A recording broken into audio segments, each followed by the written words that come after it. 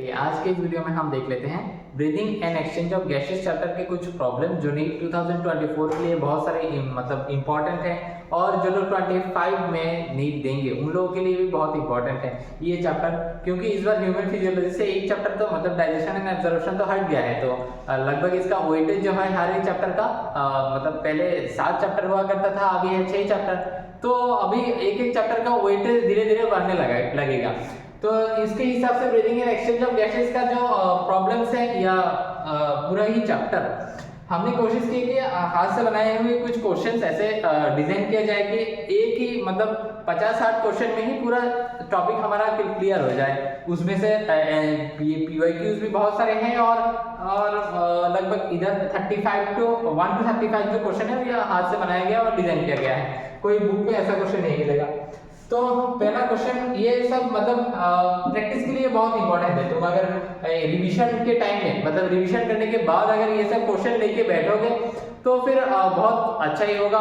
मतलब रिवीजन के बाद अगर लेके बैठोगे प्रैक्टिस भी हो जाएगा। अगर तुम्हें किसी टॉपिक में कमजोरी हो तो वो भी मतलब दिखेगा, क्योंकि ये जो क्वेश्चन बनाया गया कि हर एक लाइन से एनसीईआरटी के ऐसा कोई लाइन शायद नहीं होगा। अगर ऐसा कोई लाइन अगर बच जाए तो कमेंट सेक्शन में बोल देना कि ये लाइन से क्वेश्चन नहीं हुआ था। बस ये चैलेंज है कि हर एक लाइन हर एक टॉपिक से इसमें क्वेश्चन है। तो चलते हैं देखते हैं पहला क्वेश्चन। और हाँ, क्वेश्चन प्रैक्टिस करने समय इस टाइम में जो लोग नीट 2024 की प्रिपरेशन कर रहे हैं उन लोगों के लिए मैं बोलना चाहता हूँ कि क्वेश्चन किसी भी क्वेश्चन लेके बैठो, फिजिक्स केमिस्ट्री बायोलॉजी कोई भी क्वेश्चन प्रैक्टिस करने के टाइम में टाइम देखना, घर ही देखना। अभी से ये प्रैक्टिस स्टार्ट कर दो तो लास्ट में नीट में जाके तुम्हें मतलब प्रॉब्लम नहीं होगा। तो चलो देखते हैं क्वेश्चन। पहला क्वेश्चन हमारे क्या दिया गया है हमारे पास, select the incorrect match from the following. हमारे एनसीईआरटी बुक में ये गैसेस और पार्शियल प्रेशर का कुछ ग्राफ नहीं एक कॉलम दिया गया है। उस कॉलम हमें ध्यान से राइट लेना है पूरा, क्योंकि याद करने वाला मतलब ट्रिक्स अगर कोई मिले तो उससे याद रखो, जैसे भी हो याद रखो, मतलब अल्टीमेटली याद रखो, क्योंकि इससे डायरेक्ट क्वेश्चन पूछ सकते हैं। Partial pressure of O2 in the atmosphere is 159। ये तो बिल्कुल सही बात, अगर किसी के पास एनसीईआरटी बुक सामने खुला हुआ हो तो चेक कर लो जाके कि 159 जो है वो बिल्कुल सही है। Partial pressure of the O2 in the atmosphere, partial pressure of the CO2 in alveoli is 45। Alveoli आने के टाइम में मतलब दिमाग में आना चाहिए कि एल्वियोलाई आया तो क्या आएगा, ऑक्सीजन का घर है ये। एल्वियोलाई घर किसका है, ऑक्सीजन का। ऑक्सीजन इसमें ज्यादा रहेगा, ऑक्सीजन रहेगा इसमें 95% और लेस अमाउंट ऑफ रहेगा कार्बन डाइऑक्साइड, लेस अमाउंट कितना 40। अब अगर कोई मतलब बहुत बार से किसी ने अगर इसको रिवाइज किया है ना इस चार्ट को, तो एक चीज अगर नोटिस करोगे तो इधर मतलब लोएस्ट कौन सा अमाउंट है 40। पूरा मतलब चार्ट में लोएस्ट अमाउंट है 40 और हाईएस्ट अमाउंट है 159। और 159 एक ही है एल्वियोलाई, मतलब एल्वियोलाई नहीं, partial pressure of the O2 in the atmosphere ये 159। उसके बाद है 104 है partial pressure of the O2 in the alveoli, जो मैंने बताया कि एल्वियोलाई घर है O2 का, किसका O2 का। और partial pressure of the oxygenated blood, नाम नहीं है, partial pressure of the O2 in the oxygenated blood is ज्यादा होगा कितना 95। ये 3 डाटा अगर याद रख पाओ ना, उसके बाद जो सारा खेल है वो 40 और 45 का खेल है बस, और कुछ नहीं। और 40 और 45 के बीच अगर घुमाते फिराते जाओ तो तुम्हारा चार्ट मतलब हो जाएगा आराम से। ये 3 याद रखो। 159 कहाँ रहेगा, एटमॉस्फेयर में ज्यादा रहेगा। 104 घर है O2 का घर है कौन, एल्वियोलाई। और 95 ऑक्सीजनेटेड प्लांट, ऑक्सीजनेटेड प्लांट में तो ऑक्सीजन ज्यादा रहेगा ना partial pressure of the O2, तो ये 95 रहेगा। और partial pressure of the CO2 in the deoxygenated plant, और बी अच्छा ये तो गलत हो गया हमारे पास कि partial pressure of the CO2 in the alveoli 45 नहीं होगा, लोएस्ट अमाउंट कौन सा, 40 वाला, तो 40 होगा।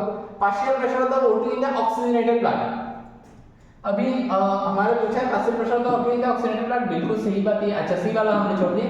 Partial pressure of the CO2 in the deoxygenated plant is 40।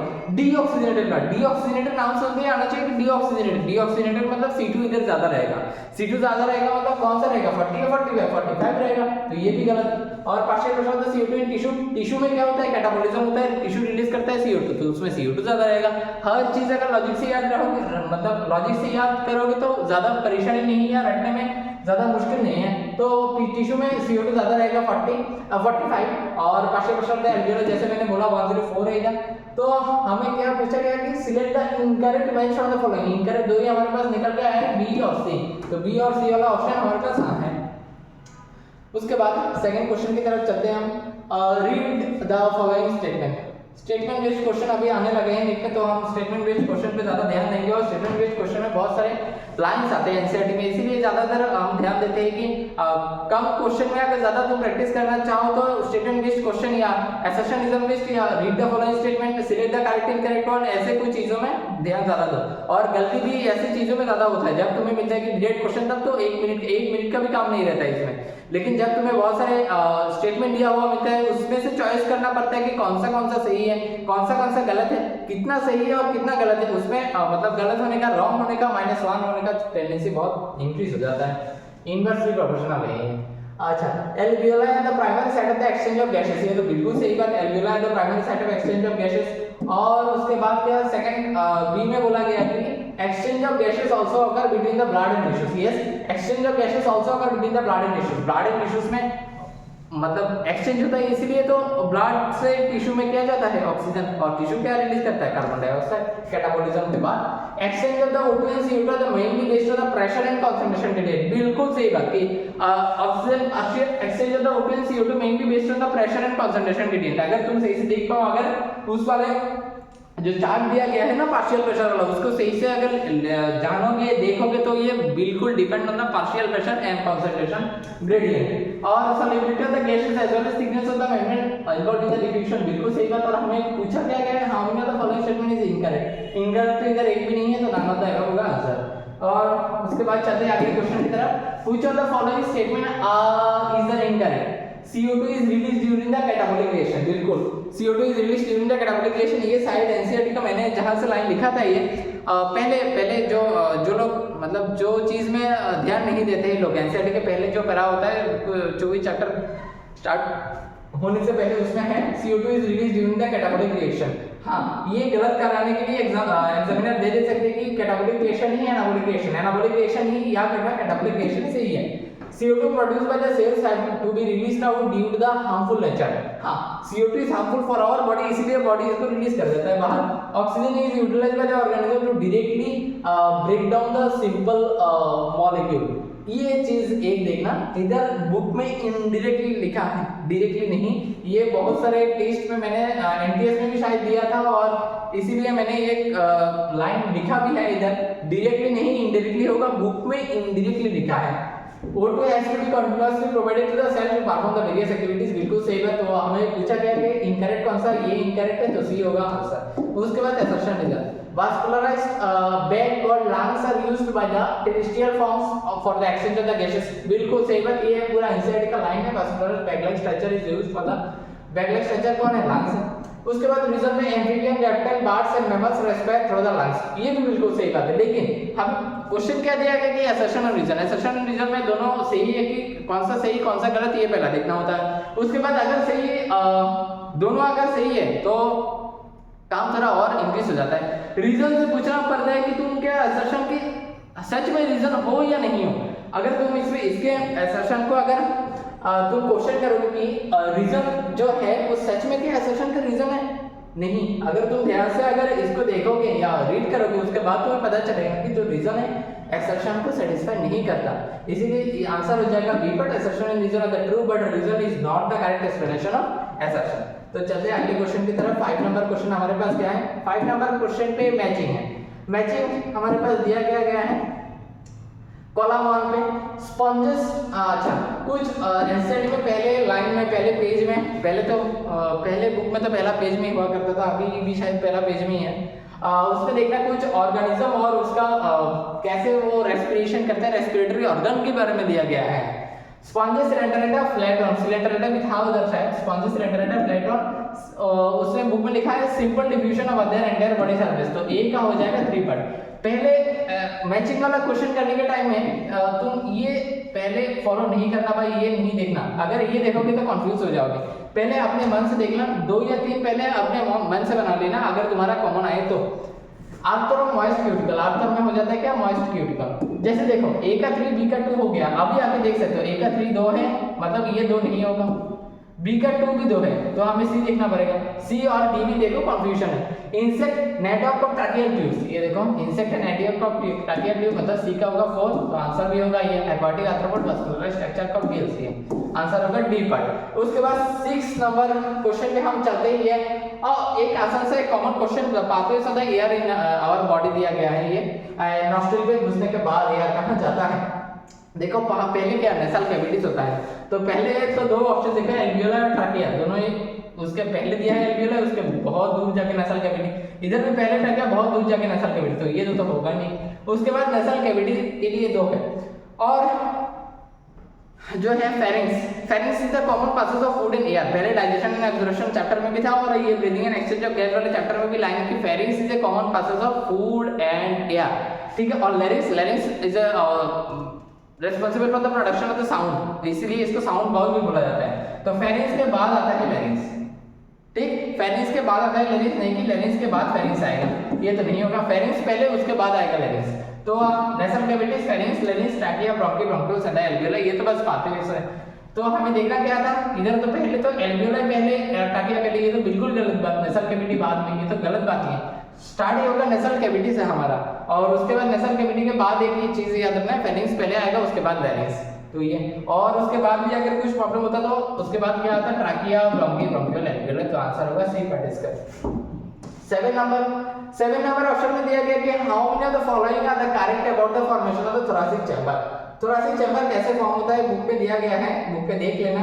Thoracic chamber form is dorsally by the vertebral column, dorsally by the vertebral column, ventrally मतलब पीछे से कैसे, dorsally by the vertebral column, ventrally कैसे, sternum से, ventrally by the sternum, laterally by the ribs and lower side by the dome shape diaphragm, इससे बनता है rib cage. अच्छा, तो रिब केज ये thoracic chamber, sorry rib cage नहीं, thoracic chamber. अच्छा, तो थोरैसिक चैम्बर में it is form dorsally by the vertebral column, बिल्कुल सही बात। उसके बाद वेंट्रली बाय द स्टर्नम, हाँ वेंट्रली स्टर्नम से बनता है, laterally by the ribs, ventrally sternum मतलब सामने स्टर्नम, डॉर्सली मतलब पीछे vertebral column, laterally by the ribs and lower side by the dome shape diaphragm, ये लोअर नहीं है, अपर लिखा है इधर, बुक में देखना है इधर लोअर लिखा है। तो हमें पूछा गया कि करेक्ट कौन सा है, तो 3 करेक्ट है इधर, ये होगा आंसर इसका। अच्छा, उसके बाद बहुत इंपॉर्टेंट, बहुत कॉमन और एक बार नहीं 2 बार शायद नीट में आ चुका है ये क्वेश्चन कि arrange the following steps involve in the respiration, मतलब जैसे बुक में दिया गया है ना 5 स्टेप को अरेंज कराओ कि रेस्पिरेशन के टाइम में होता क्या है। तो पहले क्या होगा, डिफ्यूजन अक्रॉस द मतलब पहले तो क्या होगा, pulmonary ventilation by which the atmospheric air drawn in the open sector, पहले तो हवा अंदर आएगा उसके बाद तो काम होगा, पहले हवा आएगा अंदर। तो pulmonary ventilation by which the atmospheric air is drawn in the CO2 and CO2 rich alveolar air is released out, तो पहले तो होगा ये, तो ये होगा, मान लो ये है ये, मतलब पहला होगा 1। उसके बाद diffusion of the gases across the alveolar membrane, alveola पे आया, एल्वियोला से कहां जाएगा, ब्लड पे जाएगा, तो एल्वियोला के अंदर क्या होगा, डिफ्यूजन होगा, तो diffusion of the gases across the alveolar membrane, ये। उसके बाद diffusion transport of the gases by the blood, transport of the gases होगा बाय द ब्लड, और उसके बाद कहां जाएगा, ट्रांसपोर्ट होकर टिश्यू के पास जाएगा। तो देखो कहां है diffusion of the O2 CO2 between the blood में, हां ब्लड में टिश्यू ये होगा, और उसके बाद टिश्यू यूटिलाइज करेगा, लास्ट स्टेप में कैटाबॉलिक रिएक्शन होगा, utilisation of the O2 by the cells in the catabolic reaction and release out the O2, तो ये होगा EABCD, मतलब 1 5 1 से स्टार्ट होने वाला, 1 के बाद 5, ये तो नहीं होगा, ये भी नहीं होगा, 1 के बाद 5, उसके बाद C कौन सा है, C है 3, तो D होगा आंसर हमारा। उसके बाद चलते हैं during the process of respiration how many times diffusion takes place, how many times diffusion takes place, 2 time याद रखना, एल्वियोलर मेम्ब्रेन और ब्लड में, और O2 और CO2 या टिश्यूज में। कहाँ पे होता है, मतलब कैसे होता है, O2 जाता है टिश्यू के अंदर कैटाबॉलिक रिएक्शन के लिए, और CO2 हार्मफुल है इसीलिए टिश्यू फेंक देते हैं उसको बाहर, तो डिफ्यूजन उधर होता है। और एक डिफ्यूजन कहाँ रहता है, एल्वियोलर मेम्ब्रेन और ब्लड में, एल्वियोला से कहाँ जाएगा, ब्लड में ही तो जाएगा, कैसे, डिफ्यूजन के जरिए, डिफ्यूजन तो 2 बार, तो इसका आंसर होगा 2। Read the following statement. We have a pair of the external nostril opening out above the lower lips. Lower lips के नीचे वाले lips के नीचे ना नोज रहता है क्या, पागल है इंसान। We have a pair of the external nostril opening out to the upper lips होगा, ये तो बिल्कुल गलत बात है। nasal chamber open into a pharynx, हाँ ये बिल्कुल सही बात, क्योंकि nasal chamber के बाद pharynx आता है, pharynx के बाद larynx आता है। Pharynx is a common process of food in जो मैंने थोड़ी देर पहले बताया। Pharynx open into larynx to the trachea. अच्छा ये लाइन अगर ध्यान से कोई रीड करेगा तो ही इसको समझ में आएगा, नहीं तो पक्का -1, क्योंकि pharynx open into larynx through the trachea. इसमें बोला कि फेरेंस पहले आएगा, उसके बाद ट्रैकिया आएगा, उसके बाद लैरिंक्स आएगा। ऐसा होता है क्या? फेरेंस के बाद तो लैरिंक्स आता है, उसके बाद ट्रैकिया आता है। ट्रैकिया तो only windpipe. Pharynx is a common process of food in air. Larynx is sound box. तो पहले आएगा फेरेंस, उसके बाद आएगा लैरिंक्स, उसके बाद आएगा ट्रैकिया। लेकिन ये अगर लाइन कोई ध्यान से अगर रीड करेगा तभी उसको पता चलेगा कि फेरेंस ओपन्स इनटू लैरिंक्स नहीं, इसमें ट्रैकिया होगा, थ्रू द लैरिंक्स होगा इसमें। लेकिन इधर उल्टा दिया है तो ये भी गलत होगा। Larynx is a cartilaginous box which help in the sound production, so it is called sound box. बिल्कुल सही बात। तो हमें क्या पूछा गया है? Not correct. नॉट करेक्ट कौन सा है? 1 और 2 का 2 है, 2 का है 2। उसके बाद 11 नंबर क्वेश्चन की तरफ चलते हैं। How many of the following statement is are incorrect. अच्छा, इनकरेक्ट कौन सा है हमारे पास? पूछा क्या है? During swallowing glottis can be covered by the thick elastic cartilaginous flap is called epiglottis।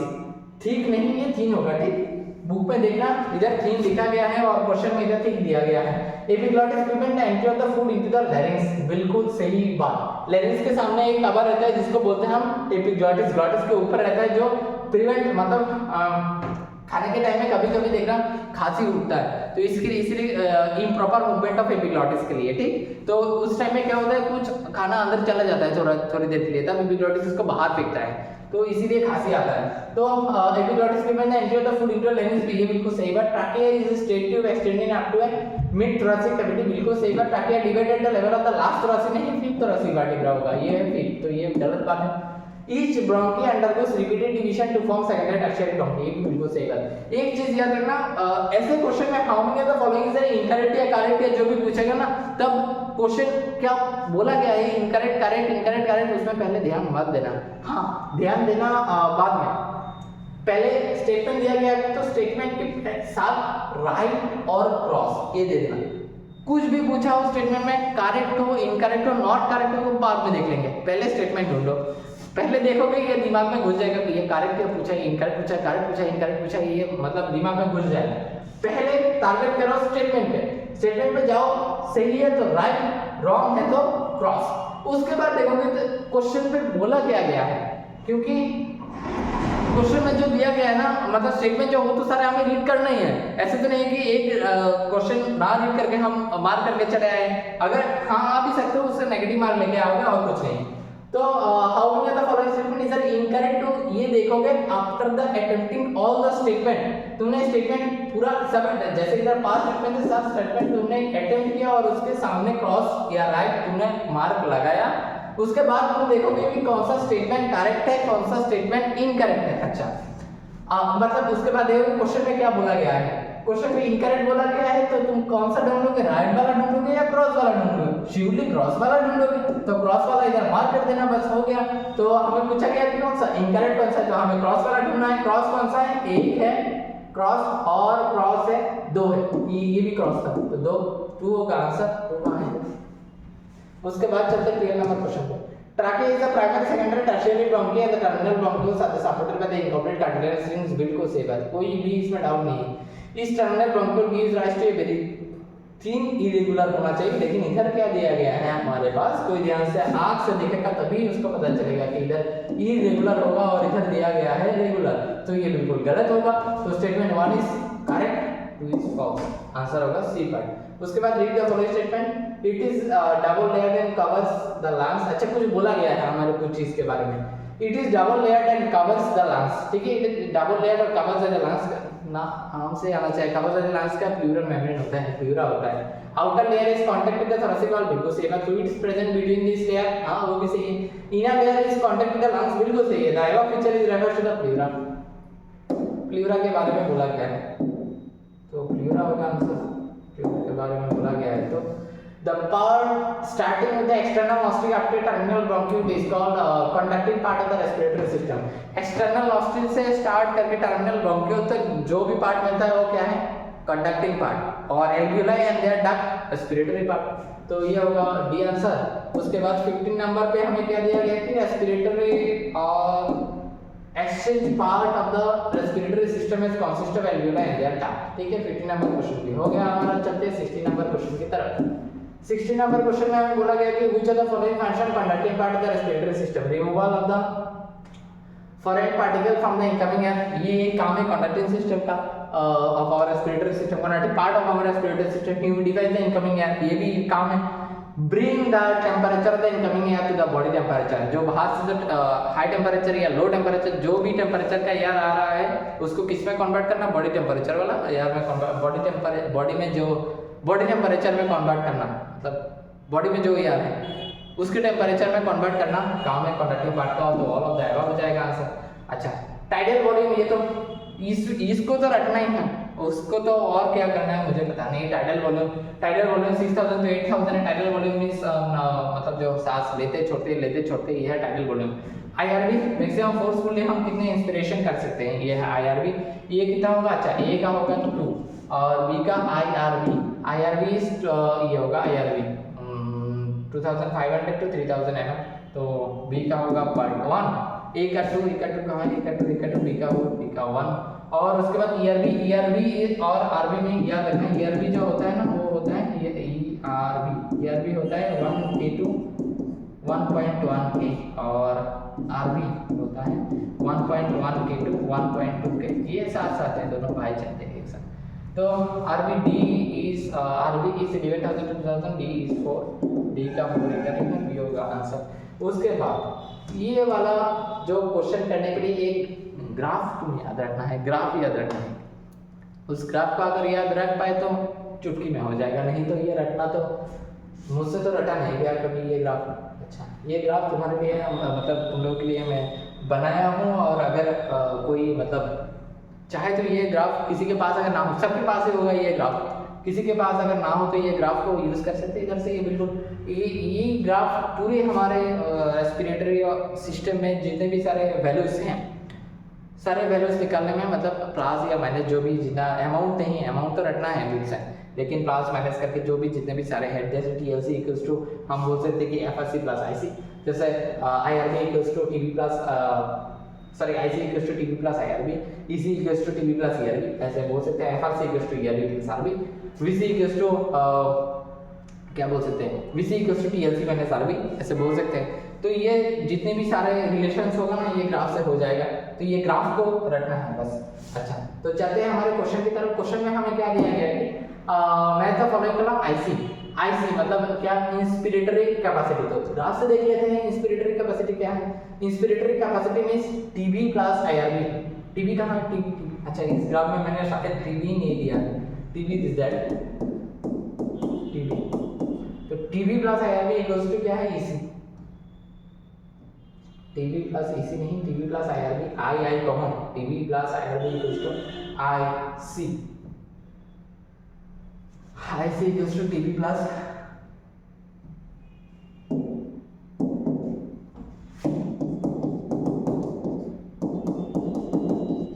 TB plus IRB होगा। टीबी प्लस आईआरबी कहाँ है, तो एक का होगा ये पार्ट, और उसके बाद ईसी दिया है, ईसी इक्वल्स टू होगा टीबी प्लस ईआरबी। ईआरबी कहाँ है, टीबी प्लस ईआरबी है, देखो इधर, तो बी पर होगा है। और उसके बाद चलो एफआरसी की तरफ। एफआरसी में क्या है हमारे पास,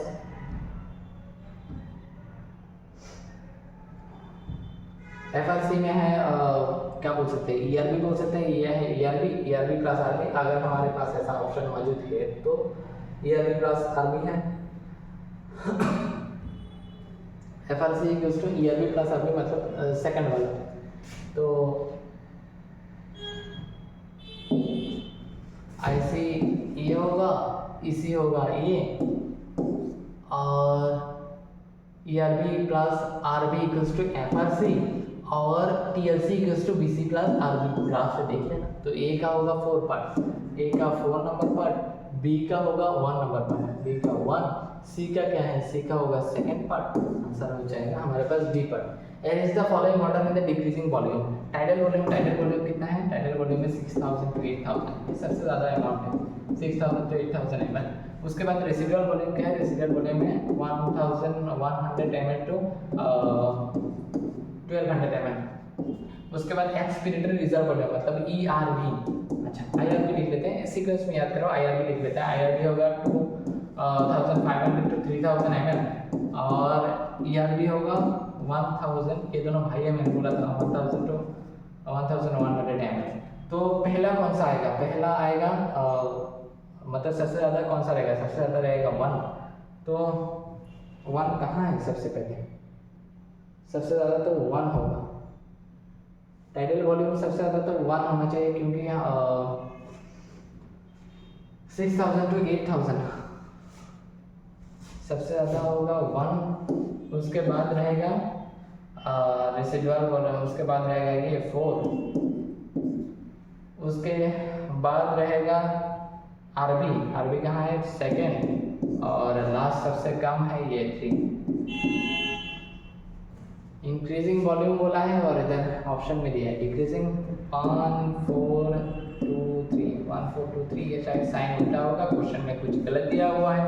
आंसर हो जाएगा हमारे पास डी पार्ट। सबसे ज़्यादा होगा टाइडल वॉल्यूम, उसके बाद होगा ये इंस्पिरेटर रिजर्व वॉल्यूम IRB, उसके बाद होगा रेसिडुअल वॉल्यूम, उसके बाद होगा ERB।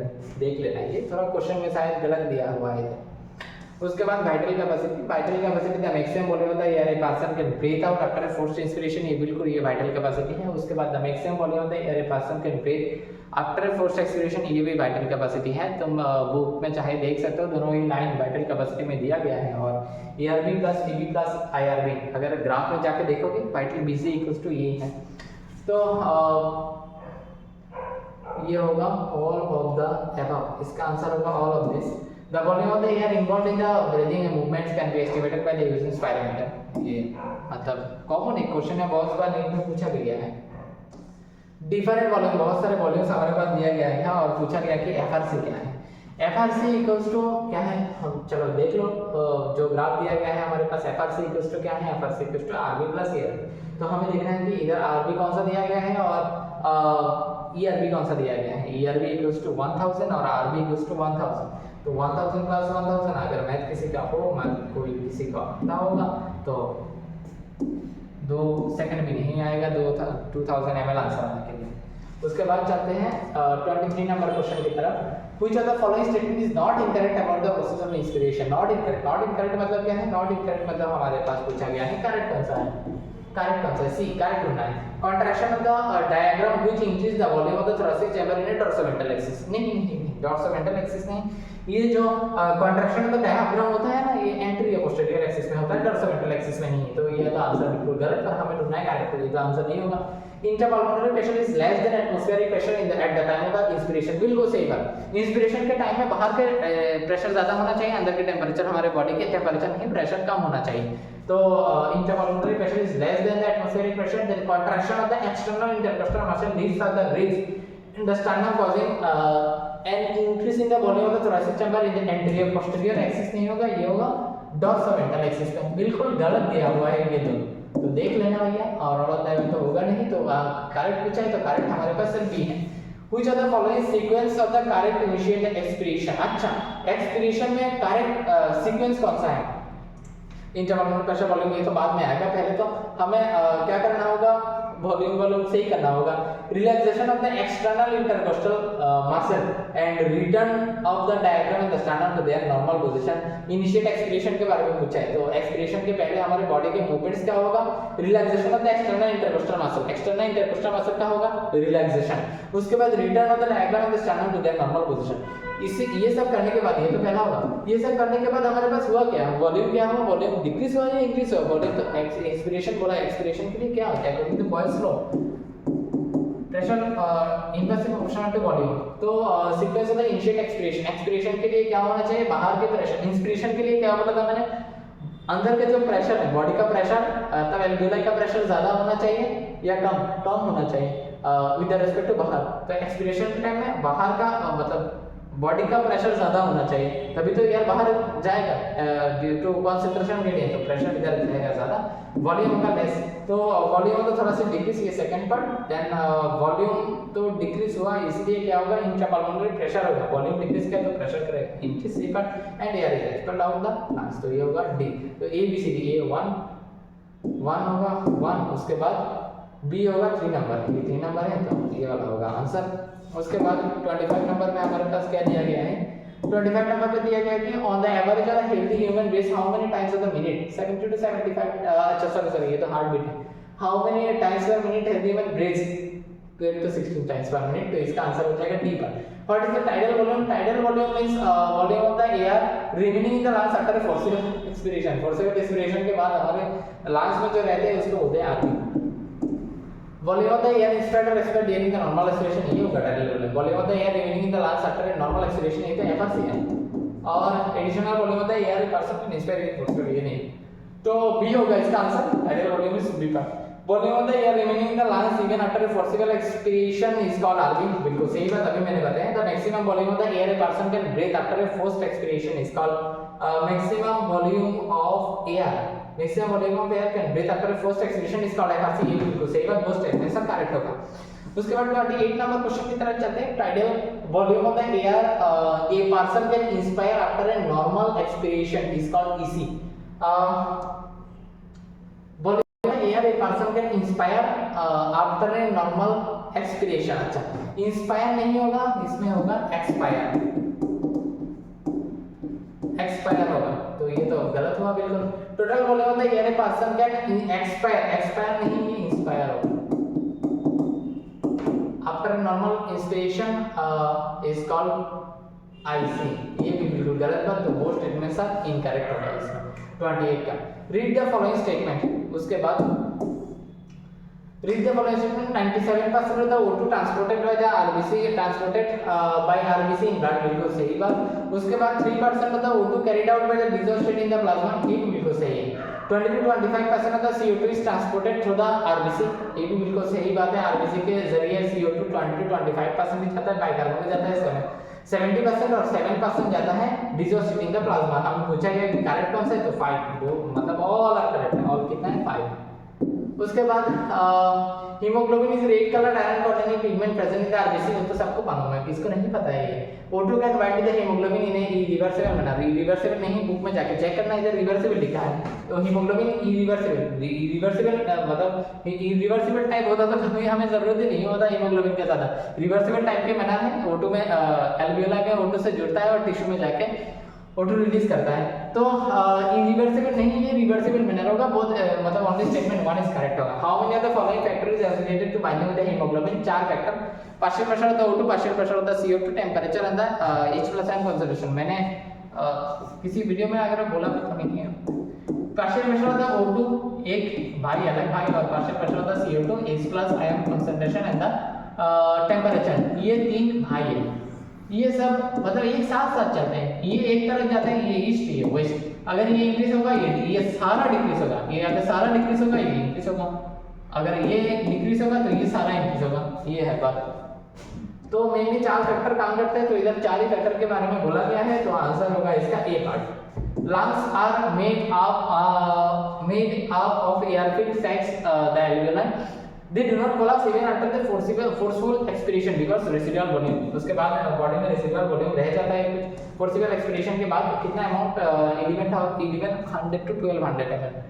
The partial pressure of the oxygen in the alveoli of the lungs, partial pressure of the oxygen in the alveoli of the lung, partial pressure of the oxygen पहले मैंने बताया उस chart. ये question मतलब answer कहाँ से आएगा? उस चार्ट से आएगा। partial pressure of the oxygen in the alveoli में कितना है? 104 है। Equal to that of the blood में देखो, ऑक्सीजनेटेड ब्लड में देखो कितना 95 है। इक्वल है कि नहीं है? और डीऑक्सीजनेटेड ब्लड में देखना चाहोगे तो उसमें तो और भी कम होगा 40। तो उसका इक्वल कहाँ है? किस नजरिए से देखें तो इक्वल होगा हमारे पास, कोई भी नजरिए से नहीं, तो गलत है ये। More than that of the blood से मोर है। हाँ बिल्कुल, ये तो बिल्कुल सही बात है। चलो देखते हैं ये सही है। Less than that of the blood, less than होगा, मजाक चल रहा है इधर, लेस देन होगा नहीं, less than that of the, तो बी होगा answer. Reduction of the pH of the blood will. Reduction of the, अच्छा ये देखना, reduction in pH of the blood.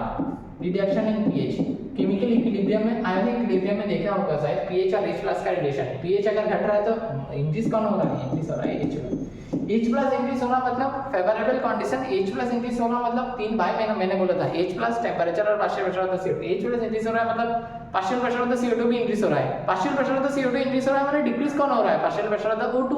तो देखो reduce the blood supply to the brain, blood में supply क्यों decrease होगा, ब्लड में सप्लाई नहीं डिक्रीज होगा, decrease the affinity of haemoglobin with the oxygen. हाँ, क्योंकि इधर डिसोसिएशन हो रहा है, एसोसिएशन नहीं, तो decrease the affinity of haemoglobin with the oxygen, ये बिल्कुल सही बात। Reduce bicarbonate ion fever, reduce the rate, नहीं ये नहीं, बी होगा answer. Name the chronic respiratory disorder caused mainly by the cigarette smoking, this is emphysema. Protect रहे कोई, मतलब सिगरेट ना खाए और घर पे भी किसी को ना खाने दे, ठीक, सिगरेट बैन है, सिगरेट हो खाएंगे तो एम्फाइसेमा होगा। Which of the following correct statement the respiration of the human, cigarette smoking may lead to, may not lead to, may not नहीं, ये lead होगा, बात बोलते हैं सिगरेट नहीं खाते, मतलब तो खाना नहीं चाहिए। Not lead to the inflammation of the bronchi, neural signals on the pneumotoxic center in pons can increase, ये decrease होगा, ठीक, होगा decrease। Worker in grinding and the stone breaking industries may suffer from the lung fibrosis, हाँ ये बिल्कुल सही बात, silicosis fibrosis है। अबाउट 90% होता है carbon dioxide carried by the haemoglobin as a carbamino haemoglobin, नहीं 25% जाता है, ठीक, तो 90% नहीं होगा। उसके बाद respiratory centre of the brain is stimulated by the H+ and CO2 concentration with the blood, H+ and CO2 concentration, ये याद रखना। CO2 concentration अच्छा वेनस नहीं, आर्टेरियल ब्लड होगा, वेनस ब्लड में ही ये सब आर्टेरियल ब्लड में है। CO2 concentration of the artery, venous तो नहीं होगा, CO2 concentration आर्टरी नहीं होगा, तो CO2 concentration है आर्टरी होगा। Which of the following match the correct statement? Emphysema reduction of the surface area of the alveoli and the bronchi. अच्छा चलो इसको थोड़ी देर हम रुकते हैं, उसके बाद वाले में चलते हैं, मैं भी कंफ्यूज हो गया हूँ इधर। Pneumonia, occupational respiratory with asbestosis, नहीं बिल्कुल गलत बात। Silicosis, inflammation of the alveoli, asthma, excessive secretion of the bronchial mucus, नहीं ये तो बिल्कुल सही नहीं है। Silicosis, inflammation of the alveoli, नहीं ये भी नहीं है। Occupational disease of the asbestosis, emphysema वाला बिल्कुल सही लग रहा है मुझे, एम्फाइसेमा। अगर तुम लोगों को कोई और क्वेश्चन सही लगे तो कमेंट सेक्शन में बोल सकते हो, सही। Emphysema reduction of the surface area of the alveoli and the bronchi. Respiration is control by the, एक ही सेंटर में मिडिल ऑफ द गटा, उसको कंट्रोल करने वाला और एक होता है pons. Chemosensitive area of the respiratory centre middle is affected by the, मैंने अभी बताया किसमें, O2 और CO2, एक्सेस लेस नहीं, excess amount the CO2 and H+ ion concentration. Oxygen binding to the hemoglobin is blood, oxygen binding to the hemoglobin is blood directly proportional to the concentration of the CO2 in the medium, तो CO2 ज्यादा होगा तो oxygen binding होगा क्या, गलत बात है। Inversely proportional to the concentration of the CO2 in the medium, बिल्कुल सही बात। Directly proportional to the concentration of CO, CO कहां से आया, CO तो नहीं है इसमें। Oxyhaemoglobin, oxyhaemoglobin dissociate into the oxygen and the deoxyhemoglobin at अच्छा, ऑक्सीहीमोग्लोबिन डिसोसिएशन के लिए क्या होना चाहिए, ऑक्सीहीमोग्लोबिन डिसोसिएशन के लिए पार्शियल प्रेशर तो CO2 और उसके साथ और दो भाई जो है H+ आयन कंसंट्रेशन, और टेंपरेचर क्या होना चाहिए, ज्यादा होना चाहिए, और क्या कम क्या होना चाहिए, पार्शियल प्रेशर होता O2 होना चाहिए कम। तो देखो लो पार्शियल प्रेशर होता O2, low O2 pressure in tissue, high O2 तो नहीं होगा, लो O2 होगा, देखो इक्वल O2 तो नहीं होगा, all times respective low O2 pressure in the tissue, ये सही बात। हाँ टिश्यू में होता है, ये डिसोसिएशन होता है मेनली टिश्यू में, और एसोसिएशन होता है एल्वियोलाई में। Which of the following option correctly represent the lung condition of the asthma and emphysema respectively?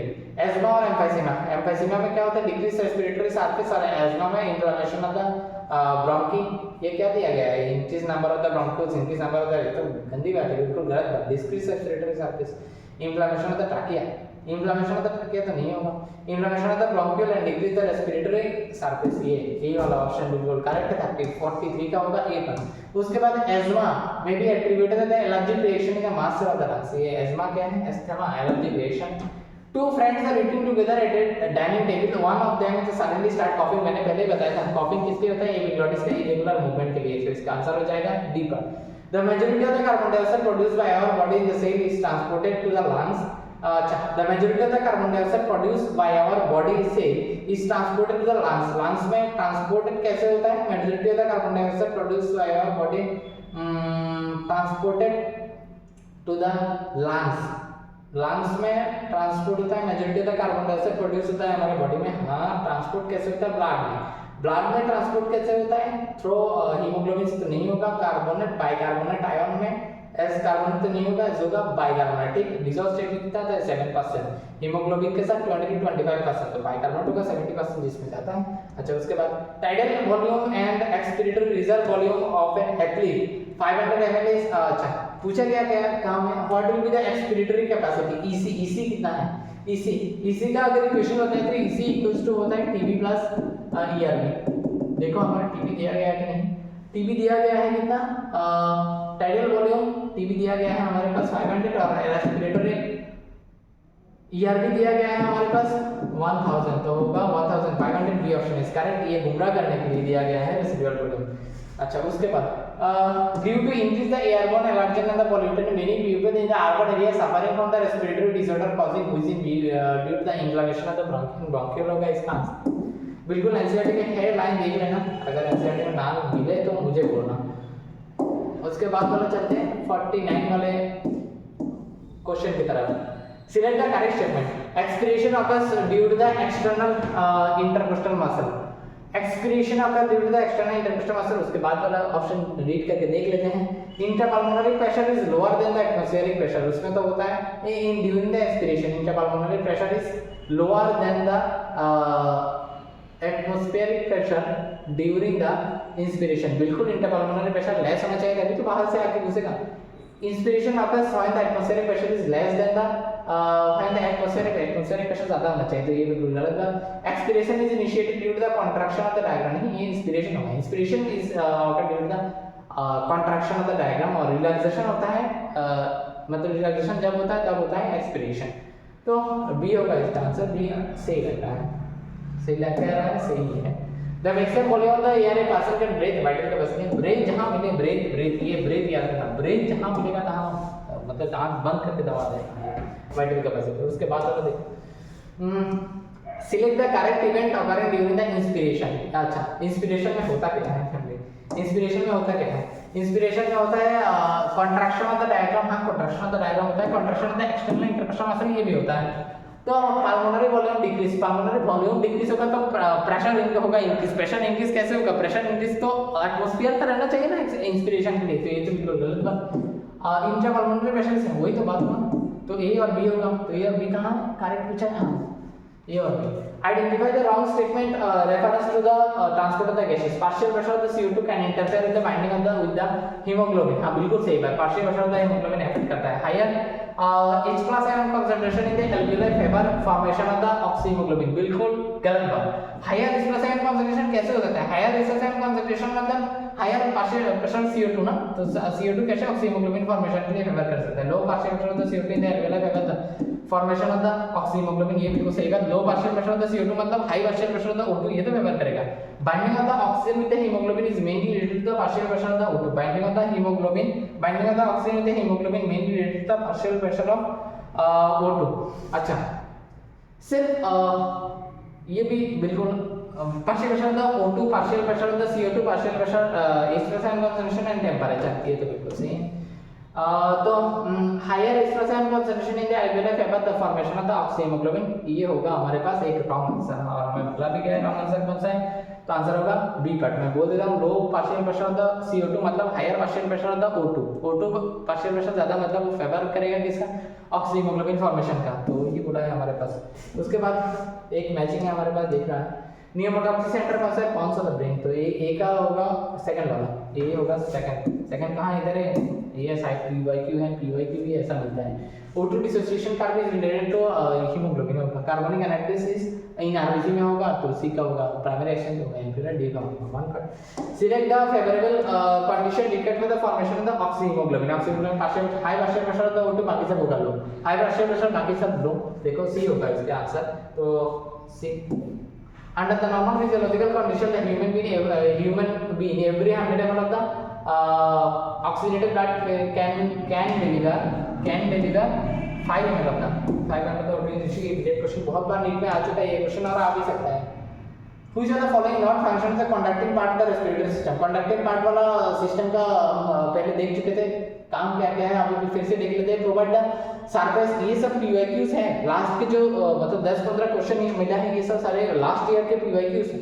अच्छा provide surface for the diffusion of the O2 CO2, diffusion कहाँ होगा, डिफ्यूजन तो respiratory part में होगा, diffusion इसमें नहीं होगा, तो ये होगा फॉलोइंग नॉट का होगा ना, ये होगा ई क्लियर्स और इनहेट और टेंपरेचर ये बिल्कुल सही बात। In the regulation of the respiration, chemosensitive area digestion rhythm center of the medullary region of the brain, highly sensitive to the H+ion concentration and carbon dioxide, Identify the region of the human being which has a pneumotoxic center that alter the respiratory rate of the alter the respiratory rate. Mainly काम करता है medal, लेकिन alter करता है Pond's.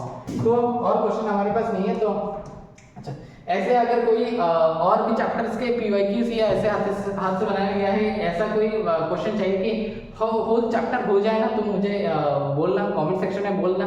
और इसमें कोई मतलब और किसी क्वेश्चन में डाउट लगे या किसी क्वेश्चन का आंसर मैं अगर गलत बोल दिया, तो मैंने भी ये क्वेश्चन इधर देखो किया है अभी, मतलब हाथ से जो किया है वो तो मैंने बनाया था, कब बनाया था वो पता नहीं है, लेकिन जो लास्ट में PYQs था अभी मैंने देखा ही है, मतलब मुझे पता भी नहीं था कि ये क्वेश्चन आने वाला है, तो मैंने अभी आगे किया, तो गलत हो सकता है, मैंने किसी अगर कोई गलत किया तो ऐसा अगर मिले तो बोलना। कमेंट सेक्शन में और भी किसी चैप्टर के चाहिए तो ऐसे क्वेश्चन, ऐसे PYQs और हाथ से बनाया हुआ क्वेश्चन, तो वो भी बोलना प्रैक्टिस में करवा दूंगा।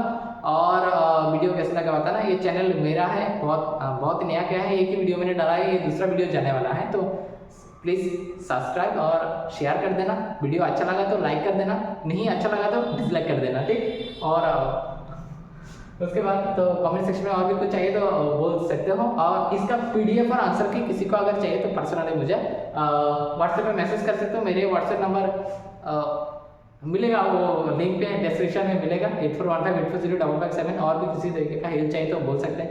तो चलिए इस वीडियो में इतना ही रखते हैं, चलते हैं, बाय।